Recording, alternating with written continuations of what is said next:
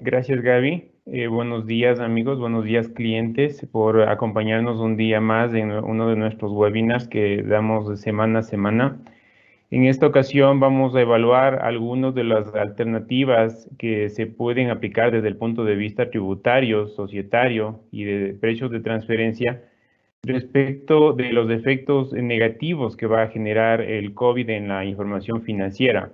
Es decir, cuando vamos a generar pérdidas o cuando va a haber una caída de resultados esperados al año 2020 y posiblemente en los años siguientes. Aquí es importante considerar que de algunos acercamientos que ha hecho nuestro equipo de BDO Internacional con la OCDE, se espera que los efectos de que va a generar el COVID va a producir un enfoque distinto en el tratamiento, al menos en precios de transferencia, al menos hasta el año 2022. Entonces, en ese sentido, hemos visto la necesidad de impartir este webinar para poder guiar a nuestros clientes respecto de los tratamientos que se debe aplicar desde el punto de vista tributario, societario y en materia de precios de transferencia a estos efectos negativos.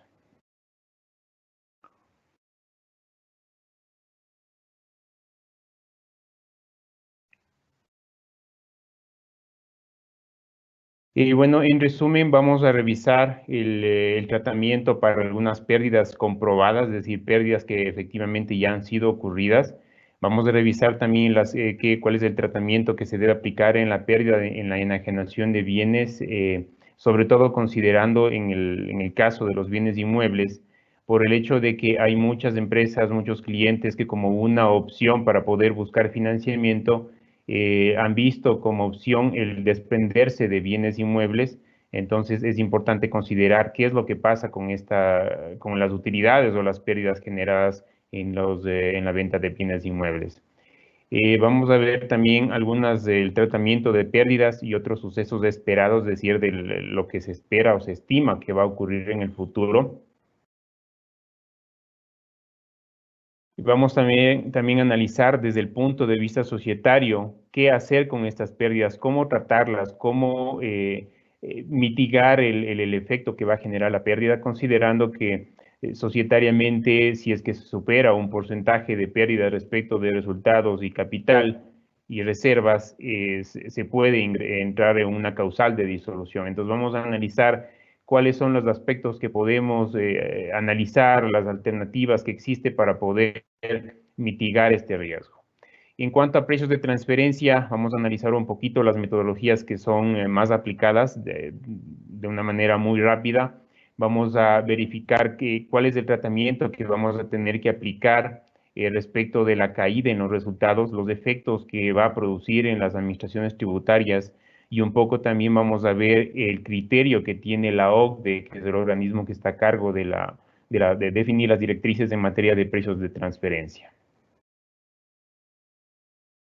Bueno, empezamos con la parte del enfoque tributario, de la cual voy a estar a cargo yo. En la parte del enfoque societario va a estar a cargo nuestro abogado Marcelo Naranjo. Y en la parte de precios de transferencia va a estar a cargo nuestra encargada de la línea de precios de transferencia, Pilar Trujillo. ¿Sí? Entonces, iniciando en la parte del enfoque tributario, vamos con las pérdidas comprobadas en activos. Es decir, en este caso se trata de pérdidas que ya han sido incurridas y pérdidas que son ya demostrables. En ese sentido, dadas las circunstancias, ¿qué ocurre si es que tenemos activos que hemos perdido, que activos que se han deteriorado y ya no se los puede utilizar? La normativa tributaria prevé que estas pérdidas pueden ser utilizadas como gasto deducible siempre y cuando no hayan sido cubiertas por seguros y establece tres casos puntuales en los cuales se puede utilizar como gasto deducible. El primero es cuando se trata de gasto fortuito, el segundo cuando se trata de una fuerza mayor y el tercero cuando se cuando se genera por delitos. En el caso de caso fortuito y fuerza mayor es importante considerar lo que establece el Código Civil, en el cual básicamente se establece que se comprende como caso fortuito o fuerza mayor En los casos en los que no puede ser previsto por el contribuyente, no puede ser tampoco fue desencadenado por una acción del contribuyente y no es decir, es irresistible, es decir, no pudo evitar el que esto ocurra. En este caso, si es que se cumple con esas condiciones establecidas en el Código Civil, puede ser utilizado como gasto deducible las pérdidas generadas en activos. Y en el caso de delitos, pues tiene que haber una denuncia como respaldo del cumplimiento de este delito. Y lo que establece la normativa es que se debe mantener todos los documentos probatorios que justifiquen ya sea el caso fortuito, la fuerza mayor o el cometimiento de un delito para que los gastos sean deducibles. Entonces, en este sentido, si nosotros tenemos algunos activos que estén inmersos en cualquiera de estos tres casos, pues tenemos que justificar para que estos gastos puedan ser utilizados como deducibles. En ese sentido, es importante también considerar que usualmente cuando en empresas que ya tenemos una expectativa de generar pérdida, la cultura tributaria empieza a decaer. ¿Por qué? Porque si yo sé que voy a generar pérdida al final del año y no voy a pagar impuesto a la renta posiblemente, mi cultura tributaria, es decir, el hecho de que voy a empezar a respaldar las transacciones empieza a decaer porque no me va a afectar tributariamente. Se debe considerar que estos gastos, si bien es cierto, puedo tener al final del año una pérdida, pero al final las pérdidas tributarias también las puedo amortizar. Es decir, si bien es cierto, voy a generar pérdida en este año, pero estos gastos me pueden servir para que en el futuro yo pueda amortizar esas pérdidas. La siguiente lámina, por favor. En ese sentido, otro de los aspectos es el tratamiento de las pérdidas tributarias. ¿Qué pasa con las pérdidas tributarias? Primero hay que partir del punto de que las pérdidas tributarias son distintas de las pérdidas contables. ¿Qué es la pérdida tributaria? Es aquella que se genera después de haber aplicado todos los ajustes a los ingresos, a los gastos, se haya determinado beneficios tributarios, es decir, la base imponible de impuesto a la renta, pero negativa. Muy probablemente varias empresas, varias personas naturales, incluso que estén obligadas a llevar contabilidad, tendrán bases imponibles negativas, es decir, pérdidas tributarias al final del año. La normativa prevé que estas pérdidas tributarias se las puede amortizar hasta dentro de 5 años. Entonces, en ese sentido, cualquier transacción que podamos respaldar en este año o en los años siguientes, que nos vaya a generar gastos y por más que estemos con pérdidas, es importante respaldarlas para que esa pérdida tributaria la podamos utilizar en el futuro. Si bien es cierto, posiblemente muchas empresas tendrán una carga menor, carga impositiva menor respecto de años anteriores, producto de posibles pérdidas que se vayan a generar al final del año, pero es importante que estas pérdidas las podamos utilizar en años siguientes. Los años siguientes que ya esperemos que pronto pase el confinamiento o la pandemia por la cual estamos atravesando y podamos empezar a reactivar la economía y utilizar estas pérdidas tributarias incurridas en 2020, esperemos que no en 2021, puedan ser amortizadas y de alguna manera nos permite apalancar los efectos tributarios. Cabe señalar que sobre estas pérdidas tributarias, la normativa prevé que se puede utilizar hasta el 25% de la base imponible, como se puede amortizar, perdón, hasta el 25% de la base imponible durante los 5 siguientes años. Es decir, las pérdidas que se pueden incurrir en el año 2020 podrán ser amortizadas hasta el año 2025. La siguiente.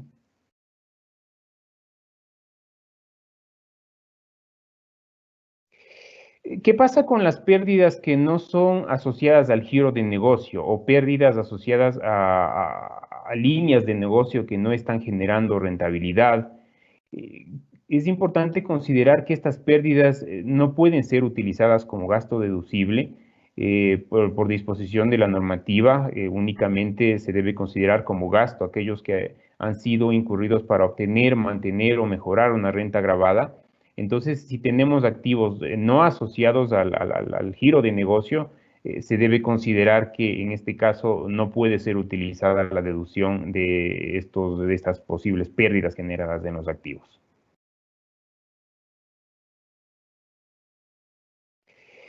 Cabe señalar también que hay un beneficio tributario establecido a nivel municipal que establece una reducción en el pago de la patente.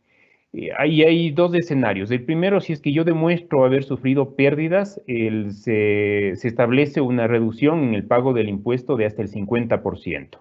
Y el segundo escenario es que si es que yo demuestro que mis utilidades han caído al menos en un 50% en relación al promedio de los últimos 3 años, tengo derecho a una reducción de la tercera parte en el pago de la patente municipal. Entonces, esta también es otra opción que podemos ver en caso de que ya en 2020 terminemos con pérdida o hayamos tenido una caída en los resultados respecto del promedio de años anteriores, podemos tener un beneficio tributario. En este sentido, al momento de llenar el formulario, hay una sección, al menos que para el año siguiente lo cambien, pero para el 2020 hay una sección en la cual se debe incluir los datos de los resultados a fin de poder tener esta reducción. Y si es que no existiese ya en el formulario de lo siguiente, eso no implica que el contribuyente tiene derecho a pedir la reducción en el pago de este impuesto y por tanto, de alguna manera, apalancar el efecto impositivo que genera para los negocios. Siguiente, por favor.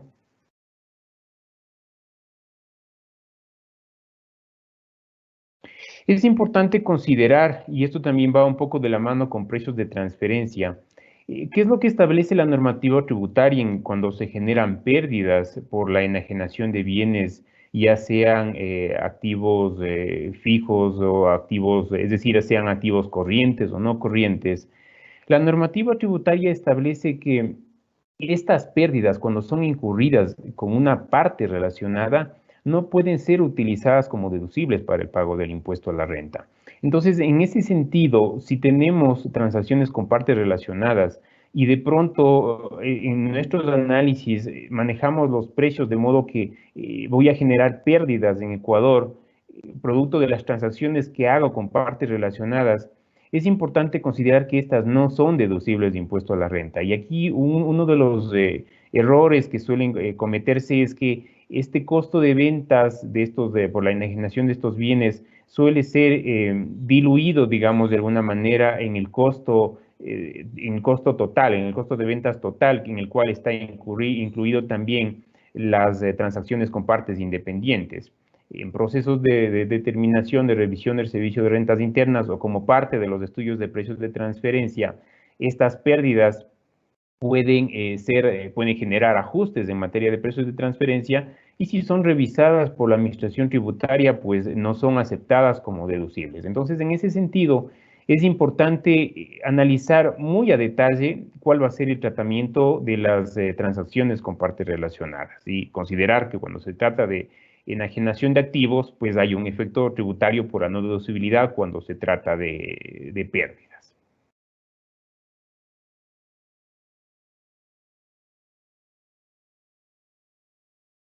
¿Qué pasa con la enajenación de bienes inmuebles? Lo que comentaba en la parte introductoria.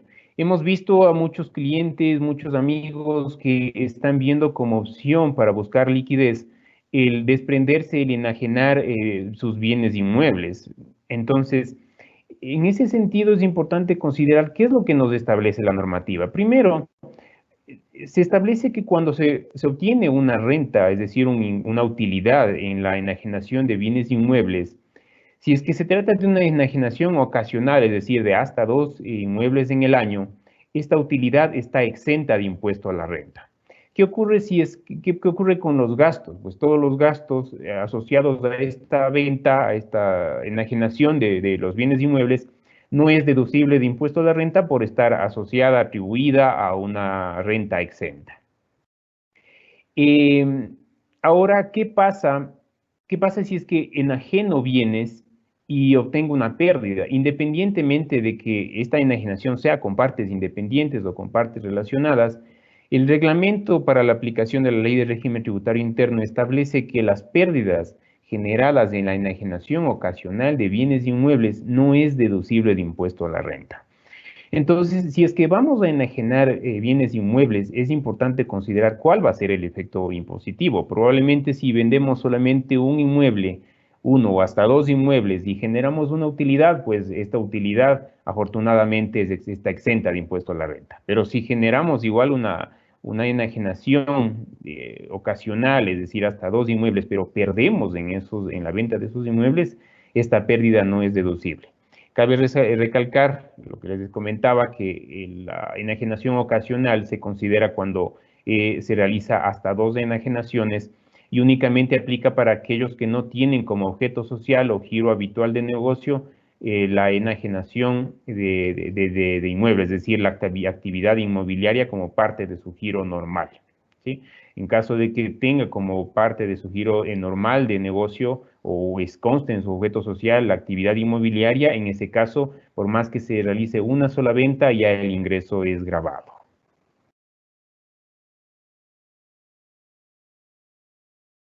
Siguiente, por favor. Vamos a analizar ahora qué pasa con algunas pérdidas esperadas, es decir, en la primera parte analizamos las pérdidas que ya son demostrables, pérdidas que se han concretado.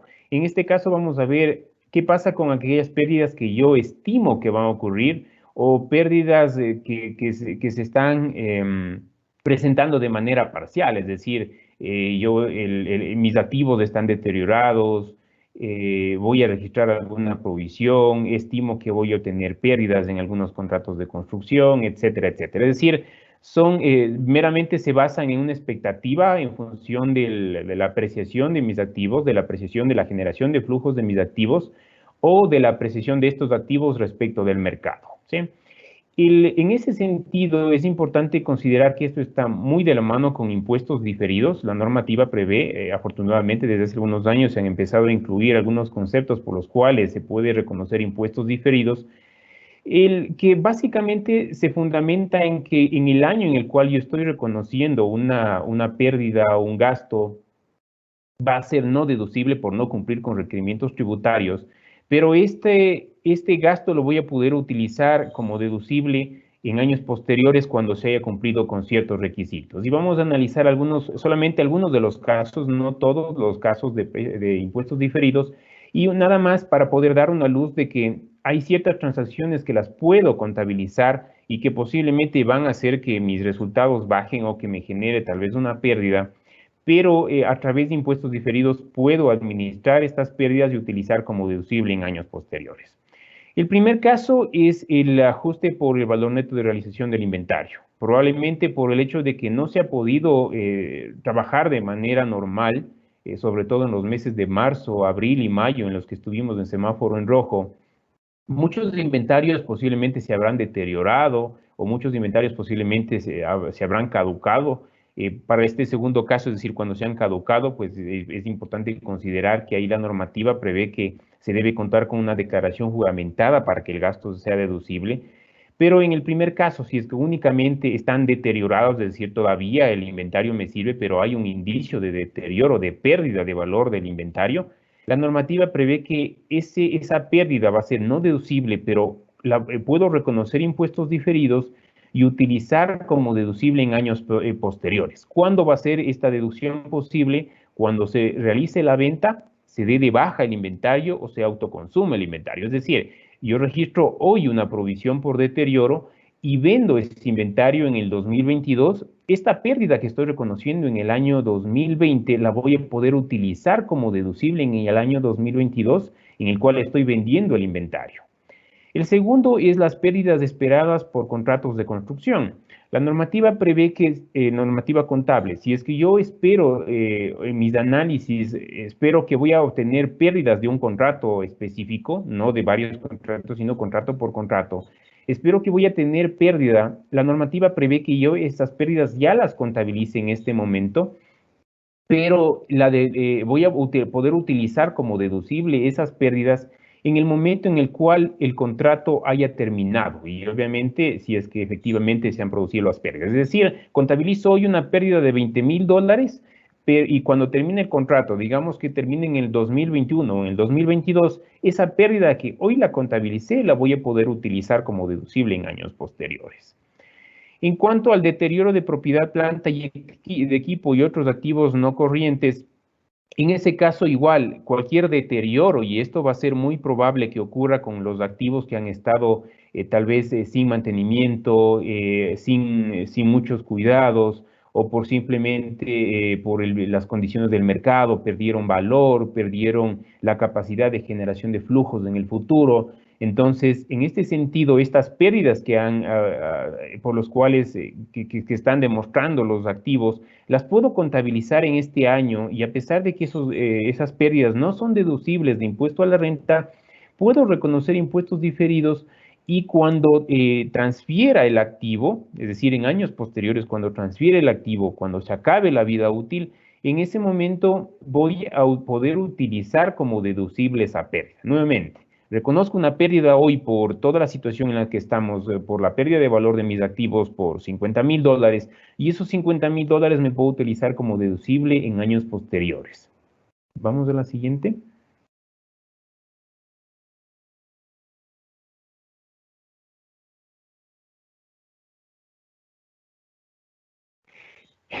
Otras provisiones distintas de cuentas incobrables y provisiones de desmantelamiento de activos fijos también pueden ser utilizadas como deducción en años posteriores. Es decir, si es que estimamos reconocer alguna provisión por cualquier evento en este año, va a ser no deducible por no cumplir con requerimientos tributarios, pero a través de impuestos diferidos, en el momento en que efectivamente tenga que desprenderme de los recursos para cubrir esas provisiones, por así decirlo, un ejemplo, una provisión por un desastre natural que voy a tener que estimo que voy a tener que cubrir en el futuro, puedo reconocer este gasto que posiblemente va a generar nuevamente una pérdida en mis estados financieros o una caída en los resultados de mi gestión, pero la deducción la voy a poder utilizar en el futuro cuando me desprenda de recursos económicos y por tanto cumpla con todos los requerimientos tributarios. Es decir, contar con una factura, una retención, bancarización. Y las provisiones por jubilación patronal, tanto por jubilación como por desahucio, en este caso la normativa prevé que estas provisiones son no deducibles de impuesto a la renta hasta el año 2020. Es importante considerar que para el año 2021 el tratamiento cambia, pero para el año 2020 estos gastos generados por estas provisiones de obligaciones por beneficios definidos no son deducibles de impuesto a la renta y en el año en el cual se pague la obligación, es decir, cuando se pague tanto el desahucio o los empleados accedan a la jubilación, en ese momento voy a considerar la deducción. Entonces, nuevamente es importante considerar que estos gastos los debo seguir contabilizando. Y puedo utilizar a través de impuestos diferidos la deducción en años posteriores. Los ingresos y costos y gastos generados por el reconocimiento de activos biológicos, igualmente en este caso la normativa me prevé que pueda utilizar impuestos diferidos y por tanto los costos, los ingresos que me genere por la mera valoración de activos biológicos, es un efecto meramente financiero que no me genera una obligación de pago de impuesto a la renta y tendré que considerar estos efectos en el momento en el que el venda o utilice el activo biológico. Es decir, nuevamente, si es que yo tengo activos biológicos y estos están deteriorados o hay un indicio de pérdida de estos activos, yo puedo reconocer un gasto, una provisión por una pérdida en la medición de los activos biológicos y cuando venda este activo biológico o lo ponga a disposición, es decir, lo utilice como parte de mis procesos, en ese momento voy a considerar como gasto deducible. En ese sentido, como vemos, las herramientas que prevé los impuestos diferidos nos permite utilizar la deducción de un gasto que ha sido contabilizado en años anteriores. Entonces, en este sentido, la premisa de impuestos diferidos es que se pueda reconocer en este año las transacciones para poder cumplir con la normativa financiera y cualquier efecto que se genere, cualquier diferencia respecto desde el punto de vista tributario, es decir, aquellos gastos que no son deducibles por no cumplir un requerimiento tributario, la deducción lo puedo considerar en años posteriores, ¿sí? Entonces, en ese sentido, les invitamos a que puedan analizar aquellas transacciones por las cuales pueden reconocer impuestos diferidos y, de ser el caso, pues reconocerlos, contabilizarlos, empezar a controlarlos para que no perder el beneficio tributario de poder deducirlo en años posteriores. Si bien es cierto, lo denomino beneficio tributario por el hecho de que si no administro impuestos diferidos, va a ser no deducible hoy y no voy a poder considerar la deducción en años posteriores.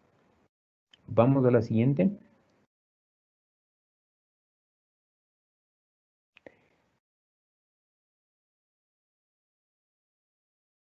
El siguiente tema hace referencia a las pérdidas por incobrabilidad, y aquí es importante considerar que la normativa tributaria establece límites tanto para aquellas entidades financieras y para el resto de contribuyentes. Para el resto de contribuyentes se establece un límite del 1% sobre cartera corriente y sin que supere el 10% de la cartera total y que no sea con partes relacionadas. Entonces, en este sentido, si producto de la situación tenemos provisiones que superen estos límites, pues lastimosamente no son deducibles. Y pues bueno, también hay que considerar que no se prevé el reconocimiento de impuestos diferidos asociados a estas provisiones. Entonces, esto se trata de una diferencia permanente que me va a generar un mayor efecto en el pago del impuesto a la renta. Se debe considerar también que hay condiciones en las cuales, si es que son cumplidas, se puede ya eliminar definitivamente créditos incobrables, es decir, lo que nosotros comúnmente conocemos como dar de baja las cuentas por cobrar. Se prevé para aquellas cuentas que hayan cumplido al menos 2 años o más en contabilidad, cuando obedecen también a cuentas por cobrar que tiene ya 3 años desde la fecha de vencimiento original, cuando haya prescrito legalmente la acción de cobro o cuando se haya declarado la quiebra o insolvencia por parte del deudor, o cuando la sociedad haya sido liquidada o cancelada. Es decir, para este último caso, debe haber un documento de respaldo emitido por un juez en el cual se establezca la quiebra o insolvencia, o ya un documento emitido por el organismo de control societario en el cual se establezca el cierre o cancelación de la compañía. Entonces, en este sentido, si se cumplen estas condiciones, podemos dar de baja cuentas por cobrar o eliminar créditos como lo establece la normativa tributaria y utilizar como gasto deducible. Nuevamente, insisto en que cualquier exceso en las provisiones son no deducibles de impuesto a la renta, y la administración tributaria los analiza cartera por cartera, no de manera global, sino cartera por cartera. Vamos con la siguiente, por favor. Y en esta lámina vamos a ver qué pasa con las entidades financieras.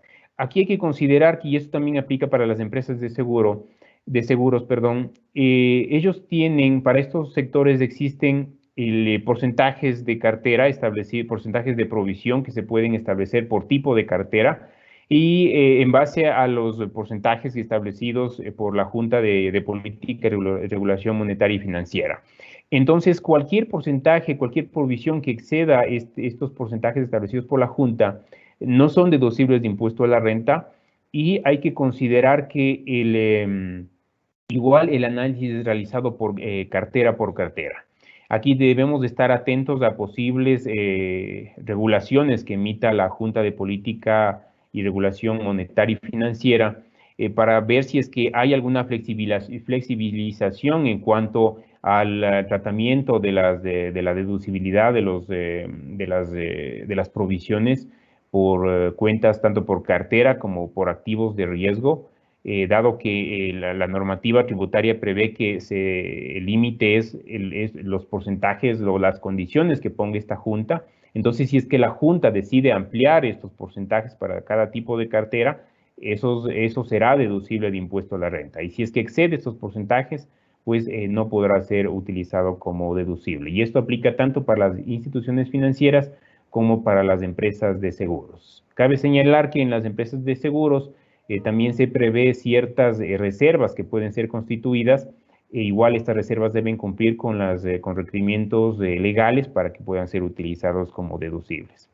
Finalmente, se debe considerar que el menor valor generado en las cuentas por cobrar productos de actos administrativos, actas transaccionales, ejecutoriados o en firme, o sentencias, no se considera como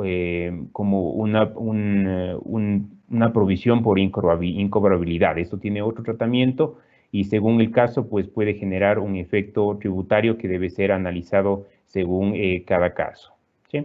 Esa ha sido la última lámina de mi intervención desde el punto de vista tributario. A continuación, perdón, hay una más, lo siento. Hay un aspecto adicional que se debe considerar en cuanto a los créditos tributarios.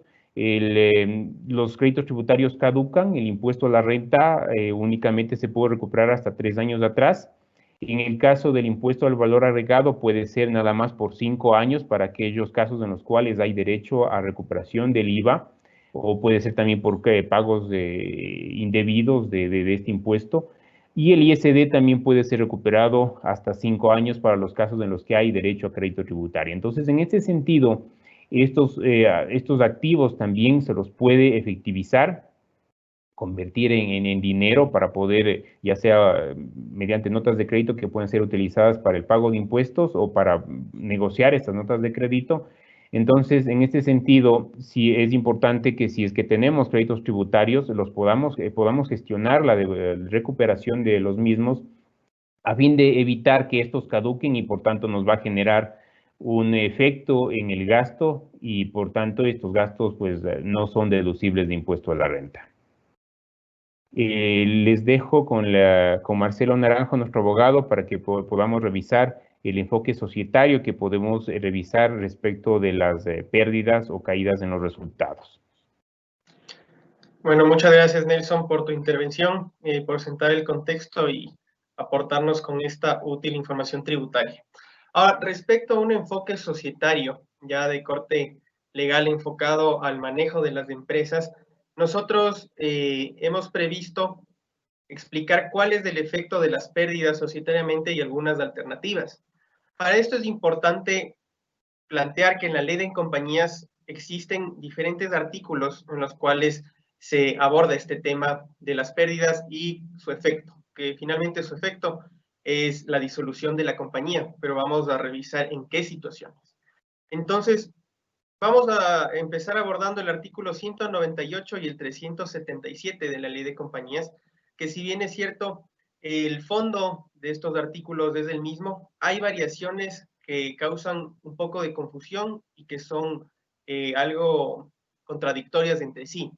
Pero básicamente es lo mismo, ya les voy a explicar por qué, para lo cual me voy a permitir primero hacer lectura del artículo 198 y luego del 377 para finalmente explicar cuáles son las excepciones de esta regla. Entonces, nuestro contexto es que la empresa está soportando pérdidas. Estas pérdidas, según el artículo 198, si es que alcanzan el 50% o más del capital suscrito y el total de las reservas, ya tiene la obligación de que la compañía se ponga en liquidación. ¿Qué significa esto? Que la compañía tiene que, mediante una resolución en la Junta de Socios de Accionistas, decidir que se va a empezar a disolver y liquidar la empresa.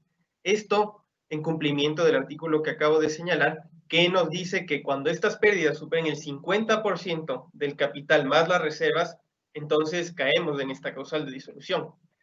Pero más adelante el artículo 377 de la misma ley nos señala que en cambio ahora será el superintendente de compañías o quien él delegue que puede declarar disuelta una compañía cuando ésta tenga pérdidas que alcancen el 60% más del capital suscrito y el total de la reserva. Entonces aquí podemos darnos cuenta que la hipótesis o el supuesto es el mismo, es decir, que las pérdidas superen cierto porcentaje del capital y de las reservas legales de la compañía o las reservas en general, pero en el primer caso nos habla de un 50% y en el segundo caso nos habla de un 60%. Claramente aquí hay una contradicción en la ley. Lo que sucede en la práctica realmente es que se tome el 60%, pero cabe aclarar que esto será para compañías ecuatorianas. Más adelante ya vamos a explicar por qué hacemos esta distinción. También están exentas de esta causal de disolución las compañías, no sé si se escucha.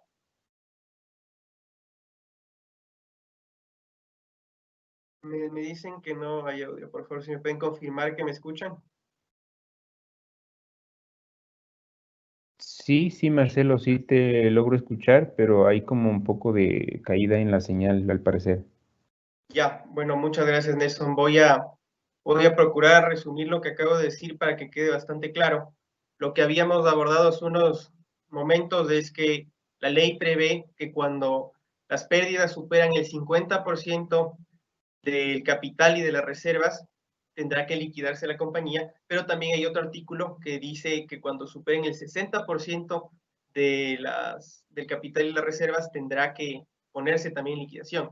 Y como mencionábamos, en la práctica se debe tomar en cuenta el 60%, pero de las compañías ecuatorianas. Ahora, están exentas de esta causal de disolución las compañías que durante que existan recién hace 3 periodos económicos, hace 3 ejercicios económicos, es decir, las compañías nuevas que solamente hayan nacido jurídicamente hace 3 años estarán exentas de esta causal de disolución, seguramente para que puedan ser capaces de obtener sus reservas legales y facultativas. Recordemos que las reservas legales para el caso de las compañías limitadas debe alcanzar el 20% del capital suscrito y ese fondo debe ser llenado con el 5% de las utilidades líquidas anuales. Caso contrario, lo contrario ocurre con las compañías, las sociedades anónimas, que estas tienen que alcanzar una reserva legal del 50% de su capital y lo pueden ir abonando con el 10% de las utilidades líquidas de cada año.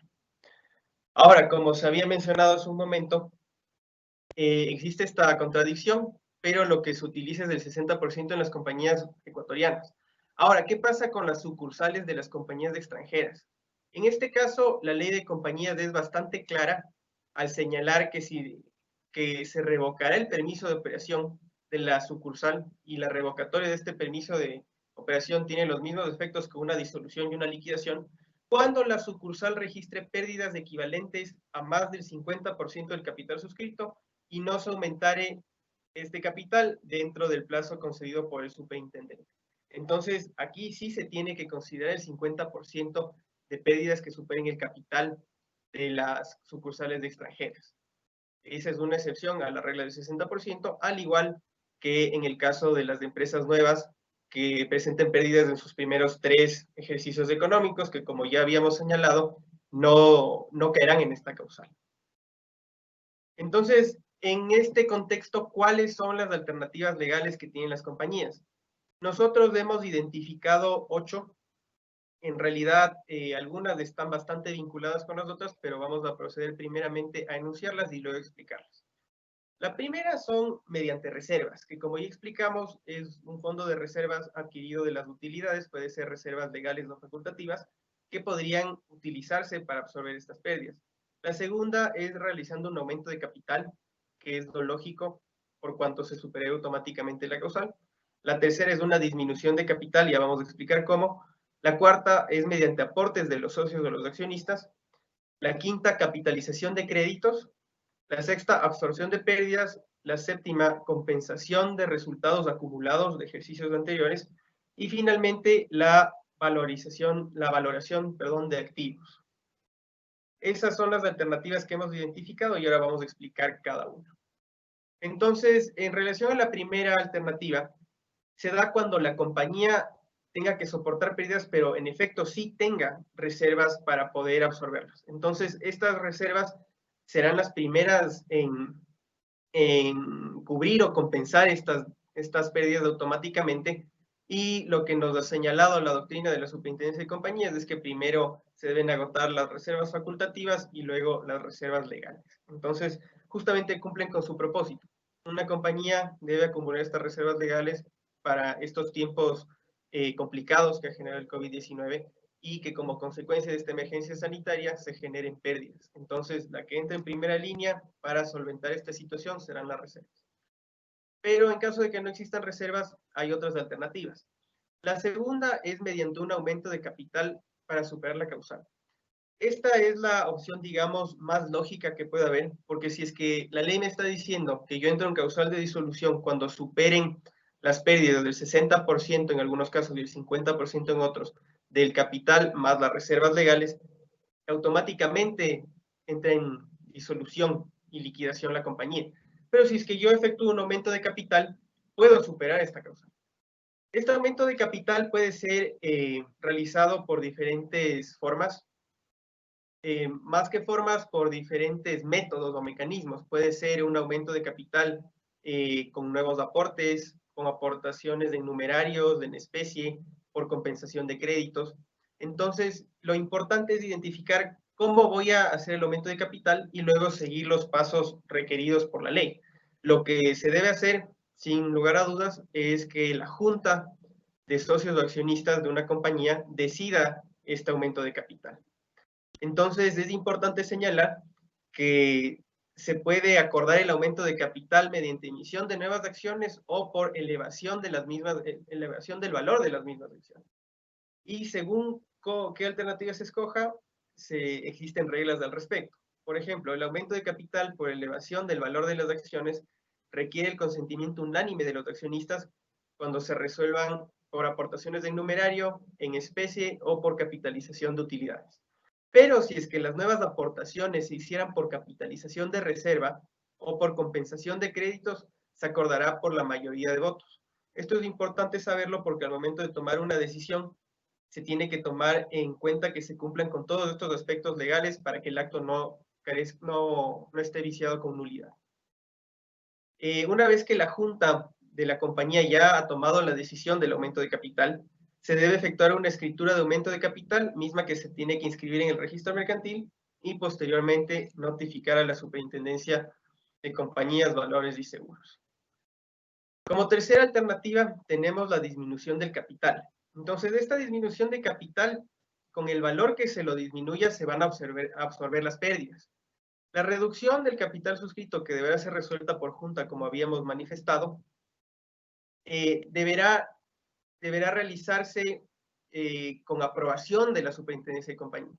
¿Por qué? Cuando una compañía realiza una disminución o una reducción de capital, la Superintendencia de Compañías entra a intervenir, entra a revisar y a controlar que fruto de esta reducción, el capital que quede pueda ser suficiente para cumplir con el objeto social de su compañía. Vale la pena también indicar que en función de la nueva ley de apoyo humanitario que fue publicada el 22 de junio del 2020, nos pone algunos lineamientos de algunas limitaciones en la disminución del capital de una empresa. Recordemos que aquella ley señala que cuando el empleador realice acuerdos con los trabajadores para salvar las plazas de empleo, o cuando se produzca una reducción de la jornada de los trabajadores, en esos dos escenarios existe la prohibición expresa de que se haga una reducción del capital. Entonces hay que tomar en cuenta que esta alternativa de reducción del capital no sería viable mientras duren las medidas de reducción de jornada emergente de los trabajadores y mientras duren los acuerdos con los trabajadores. Es importante notarlo. Siguiendo en el punto número 4, ¿cuándo podemos superar esta causal? Por medio de aportes de los socios o los accionistas para absorber estas pérdidas. Estos aportes no tienen un carácter de inversión, sino tienen un carácter para superar la causal, es decir, para absorber la pérdida. Por tal motivo se consideran como fondo perdido. No, con esos aportes no se va a aumentar el capital, no van a mejorar el valor de sus acciones o participaciones y tampoco generará créditos a ser devueltos de estos socios o de estos accionistas, porque su fin es simplemente absorber pérdidas. Es como que los socios o los accionistas hacen un aporte voluntario con el objetivo de salvar a la compañía de estas pérdidas. Obviamente esto deberá ser registrado y aprobado mediante una junta general de socios o accionistas. Respecto a la capitalización de créditos. Bueno, esta es una forma de aumentar el capital, como ya habíamos mencionado en un inicio, pero es a través de créditos pendientes de pago a los accionistas por parte de la sociedad. Entonces, si es que un socio o un accionista tiene créditos, son acreedores de estos créditos para con la compañía, dicen, en lugar de pagarme a mí, esos créditos no me los pagues, pero utilicemos para hacer un aumento de capital mediante esta capitalización de créditos. Entonces, el efecto es el mismo, se tiene que realizar por instrumento público Eso se tiene que inscribir en el registro mercantil y con aprobación de la Superintendencia de Compañías o notificación a la Superintendencia de Compañías, previo se haya tomado la decisión en la Junta General de Socios o Accionistas.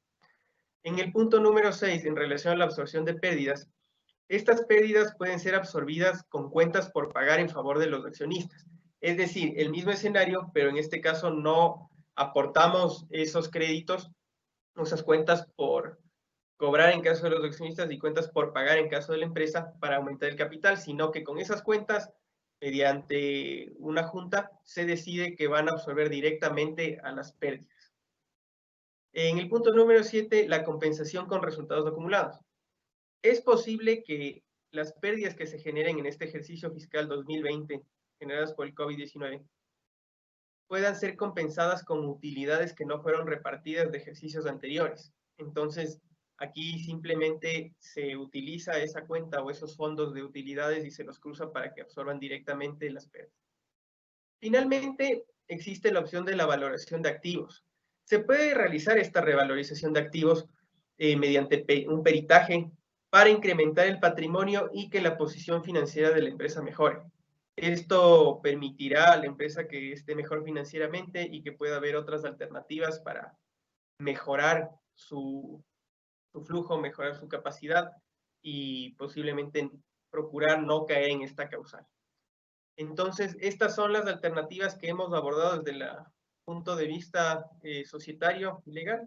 Ahora le doy paso a Andrea Trujillo, quien es la experta en precios de transferencia, que va a abordar este enfoque. Por favor, Andrea. Muchas gracias con todo. Muchas gracias, Marcelo, por tu intervención. Ahora vamos a tratar un enfoque de precios de transferencia. ¿Me ayudas con la siguiente lámina, por favor? Bueno, como todos saben, el coronavirus nos ha puesto frente a uno de los grandes desafíos de la historia, en donde el futuro es incierto. Seguramente no volveremos a la vida de antes y ahora debemos ser flexibles y adaptarnos a las nuevas circunstancias. La incertidumbre también involucra el ámbito de precios de transferencia, ya que estamos viviendo algo insólito que provocará que se tomen medidas extraordinarias para mitigar estos riesgos ante la administración tributaria. A continuación, abordaremos algunos temas de interés que podemos analizar en el 2020 acerca de impactos que vamos a vivir en el tema de precios de transferencia. Vamos a abordar un poco acerca de los métodos que existen y el impacto que va a tener en estos métodos el tema de la pandemia. Comenzamos con el método del precio comparable no controlado. Este método es el método aceptado por la administración tributaria en todo el mundo. Sin embargo, no es el más utilizado porque resulta difícil encontrar información para hacer el proceso de comparabilidad. Es utilizado más en productos que son commodities y también en tasas de interés. Y es un método en el cual los productos y servicios deben ser totalmente idénticos. No puede existir diferencia en estos productos. Porque si existe el tema de marcas o si existe un valor adicional en alguno de los productos, pues ya no podemos utilizar este método. El impacto que va a tener este método es que los precios internacionales podrían variar, no en la misma medida que en el mercado local. En Ecuador, en el tema de las tasas de interés en Ecuador, no hemos visto muchos cambios, pero a nivel internacional se ven muchas variaciones en este tema. En el caso del método de precio de reventa, este se utiliza cuando una empresa importa de su relacionada y lo vende a una parte independiente sin agregar valor al producto. En el caso del método del costo adicionado, se aplica cuando una empresa vende un producto a su relacionada, agregando lo que son componentes o insumos adquiridos de una parte independiente. En este caso, de estos dos métodos, se evalúa a través del margen bruto, por lo cual nosotros consideramos que no son tan viables estos métodos, ya que según directrices de la OCDE establece que el margen bruto puede ser susceptible actividades que llevan las compañías. Por ejemplo, existen compañías que que tienen altos gastos de comercialización en relación a compañías que estamos analizando. Entonces, al momento de comparar, este alto margen bruto no va a ser tan comparable con nuestro analizado. Por eso, al aplicar estos métodos, deberíamos estar seguros de que cuentas contienen las empresas comparables para obtener un buen resultado y una buena comparabilidad.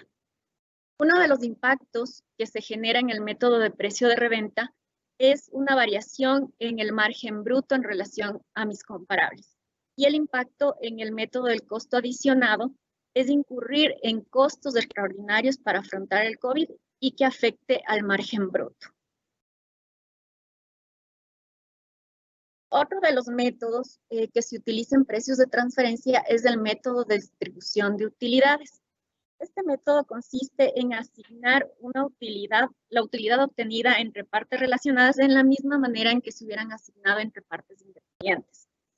Este se determina a través de determinar una utilidad global que es a base de la suma de las utilidades de las partes relacionadas. Este método es un poquito más complejo y es utilizado en países en donde se encuentran las casas matrices, en donde se puede obtener la información de todas las partes relacionadas que conforman el grupo económico. En Ecuador, este método no es tan utilizado, por lo cual su impacto podría ser que los costos y gastos extraordinarios para afrontar la crisis de la pandemia podrían disminuir el margen operativo o generar pérdidas. En el caso del método de márgenes transaccionales de utilidad operacional, este método se analiza a través del margen operativo que se obtienen en operaciones con partes relacionadas, que debería ser el mismo margen que se obtiene entre partes independientes. Este método requiere menos similitud en los bienes y en los servicios, y es el más utilizado en el Ecuador. El impacto que puede surgir en este método es que existan variaciones en lo que es el margen operativo por todos los impactos que va a haber por el COVID-19. Ahora vamos a ver algunos impactos que se generan en el tema de precios de transferencia. Uno de ellos es las políticas de precios de transferencia. Muchas compañías están preguntándose, están cuestionándose si las políticas de precios de transferencia existentes son viables para el tema que estamos viviendo actualmente o si se deberían realizar cambios. Nosotros consideramos que se deben ajustar el modelo que se mantiene actualmente para ver de mejor manera la proyección de la situación actual y asegurar una liquidez en el negocio. Los cambios que se podrían dar sería en forma de descuentos periódicos que se planteen en las operaciones con partes relacionadas y también modificaciones en los precios. Siempre hay que dejar de lado lo que es establecer los precios entre compañías basándose en datos de años anteriores, ya esa información ya no nos sirve.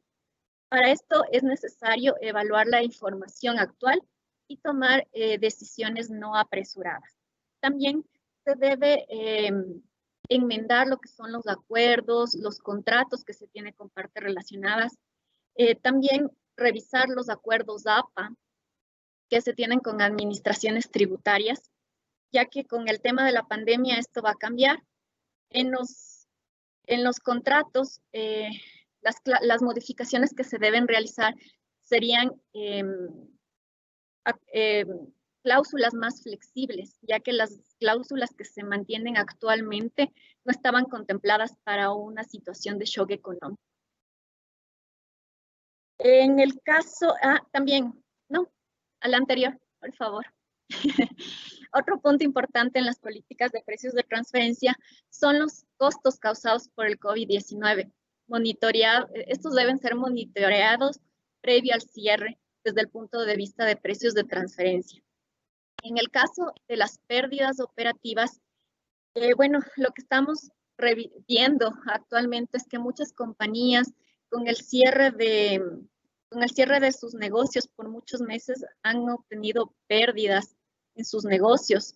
También en algunos casos se ha visto que han despedido personal y están incurriendo en altos gastos de indemnización. Es importante también analizar qué entidades deben absorber esta pérdida y qué entidades del grupo accionario deben mantenerse al margen y aisladas de este riesgo.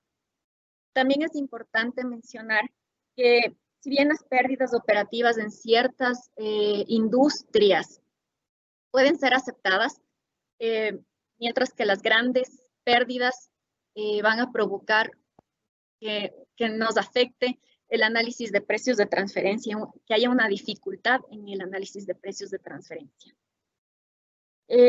Otro punto que también puede haber impactos en precios de transferencia es el análisis de las autoridades tributarias.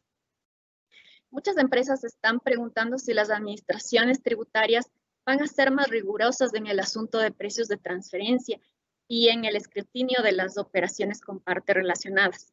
La preocupación en sí es en las enmiendas que se apliquen, si estas serán aceptadas y justificadas por la administración tributaria. También se cuestiona qué tan flexible va a ser la administración tributaria en temas de precios de transferencia. Pues por el momento, la administración tributaria no ha sacado ninguna resolución acerca de cómo se va a proceder en este año 2020 con el tema de precios de transferencia. Sin embargo, cuando se pronuncie la administración tributaria, nosotros les mantendremos al tanto de las disposiciones que establezca el Servicio de Rentas Internas. Marcelo, la siguiente, por favor.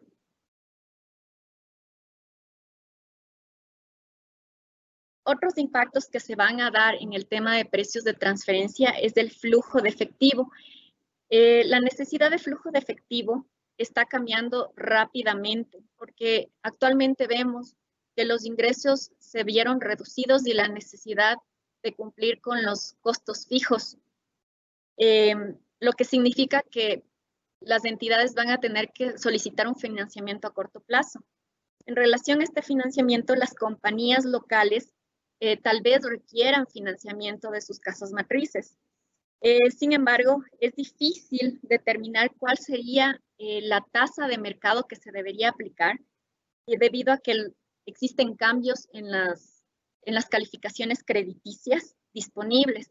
Por lo tanto, esto dificultará el análisis de las tasas de crédito. Otro punto importante en el flujo de efectivo es ahorita los contribuyentes lo que necesitan es preservar y salvaguardar la liquidez. Y se están preguntando si es que el diferimiento de pagos entre partes relacionadas será viable para mantener el dinero en donde se requiere en el grupo económico. Entonces, ese también es otro de los impactos que estamos viendo en lo que es el flujo de efectivo. Ahora, otro impacto es en la evaluación corporativa. Hay varios puntos que tomar en la evaluación corporativa, como son los problemas de comparabilidad. Los datos comparables para el periodo actual están difícilmente disponibles y la aplicación de múltiples años para la determinación del rango de plena competencia no es lo más correcto. Nosotros consideramos que el análisis se debe hacer en base a un año, que es lo más correcto y preciso que se debería hacer, ya que es poco probable que el análisis que se haga de varios años mitigue o suavice el impacto que va a tener el COVID-19. En todo caso, lo que son los años 2020, 21 y 22 deberían tomarse como años de análisis extraordinarios. Otro punto también, como les mencionaba, por la anterior lámina, Marcelo. Como les mencionaba, por la limitación en la información que disponemos, pues algunos gobiernos en distintos países están permitiendo a los contribuyentes reservar la realidad para el 2021 en relación a los resultados del 2020. Como les mencionaba, no sabemos cómo va a actuar la administración tributaria aquí en Ecuador. esperemos que en algún momento ya haya un pronunciamiento en firme. También otro punto de analizar es que los márgenes proyectados inicialmente no se lograrán en este año por causas de la pandemia, por lo que será necesario aplicar ajustes de exactitud, y la inquietud se da en que si estos ajustes que se apliquen serán aceptados por la administración tributaria. Dada la situación, no podemos esperar hasta el año 2021-2022 para hacer estos análisis. Entonces tenemos que basarnos en información que se encuentra ahorita en el mercado. Otro punto es, en circunstancias normales, la rentabilidad de las compañías puede reflejar una aproximación a la rentabilidad de una actividad en específico. Y con eventos extraordinarios, pues esta rentabilidad cambia sustancialmente. Entonces tenemos que tomar en cuenta también este punto. Marcelo, por favor, la siguiente. Ahora vamos a analizar qué información tenemos que tener en el año 2020 para poder sustentar el enfoque de precios de transferencia. Un punto importante es que la OCDE está trabajando en una guía específica para poder afrontar circunstancias extraordinarias. Actualmente, en los lineamientos de la OCDE no tenemos información que nos permita determinar cómo actuar en este proceso de crisis. Sin embargo, debemos realizar ciertos cambios en políticas, en acuerdos con partes relacionadas y guardar toda la información necesaria para sustentar el análisis de precios de transferencia para el ejercicio fiscal 2020.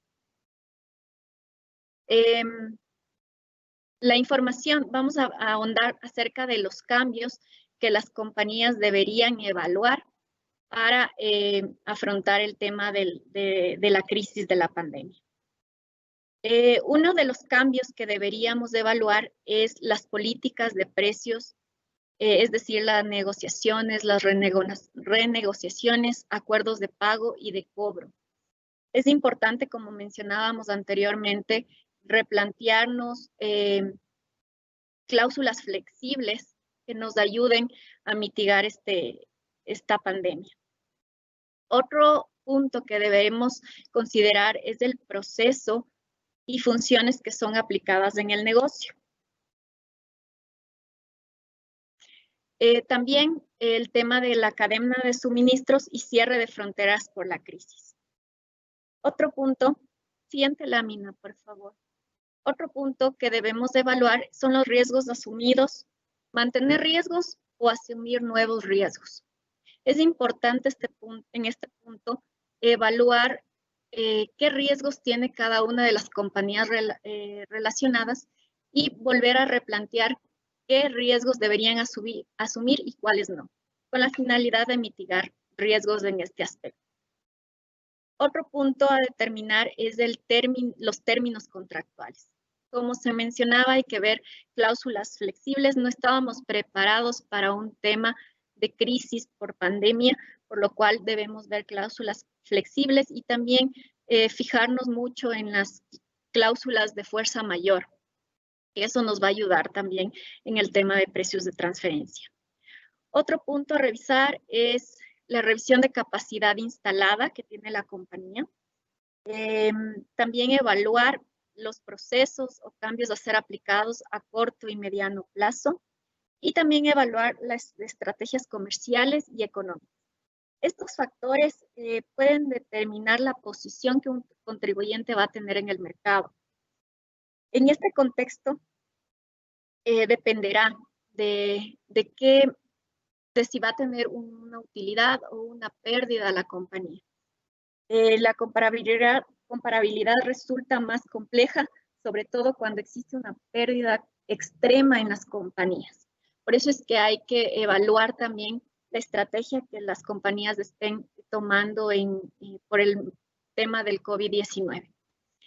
Ahora, vamos a evaluar la información que se deberá mantener como sustento para el análisis de precios de transferencia. Una de la información más importante que debemos tener como sustento son los costos y gastos adicionales. Como un preámbulo, también puedo establecer que es importante que en el año 2020, debido a la crisis, estamos presentando, algunas compañías están presentando en este año 2020 pérdidas o bajos márgenes de rentabilidad en relación a años anteriores.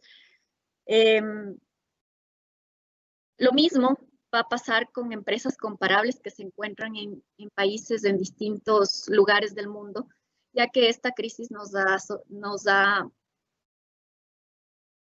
perjudicado a todo el planeta. Entonces, tanto las pérdidas se van a visualizar en las compañías comparables como en la empresa local. Entonces, por eso tenemos que mantener información que nos ayude a sustentar el estudio de precios de transferencia. Una de estas son los costos y gastos adicionados. Como les mencionaba anteriormente, por el tema de la pandemia, existen costos que incurrió las compañías como lo que son despido de personal o se incurrió en costos y gastos fijos. Esto nos va a ayudar en el tema de precios de transferencia a realizar ajustes de exactitud para mejorar el margen operacional o el margen que obtiene la compañía. Entonces, toda esta información nos va a ayudar para sustentar el estudio. Otro de los puntos son las ventas no previstas. Tal vez por el tema de la pandemia existieron activos del negocio que fueron vendidos. Eso también va a ser un punto que tenemos que analizar. Otro punto son el comportamiento del sector. Tenemos que tener información acerca de cómo actuó el sector tanto a nivel nacional como internacional. Otro punto a tener en cuenta es los precios de los competidores en el mercado. Esto se basa en información que puede proporcionar las empresas que cotizan en bolsa sobre ganancias futuras. Esta información también podría ser útil. Y por último, los estudios realizados que evidencien el impacto de la industria a nivel local e internacional. Esta información nos va a ayudar a sustentar el informe de precios de transferencia y hacer los ajustes necesarios por el tema de la pandemia. Siguiente lámina. Y por último, ¿cómo vamos a realizar un adecuado análisis?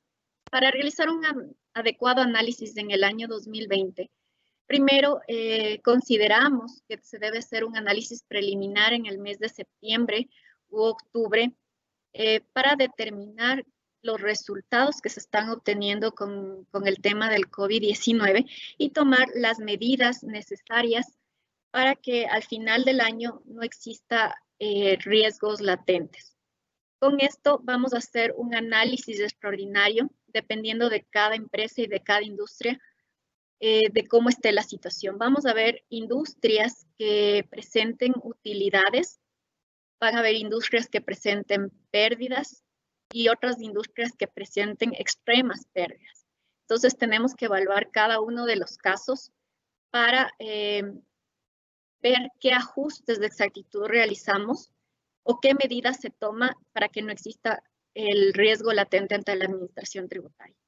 Y por último, realizaremos un análisis final que sustente la situación de la compañía en el año 2020.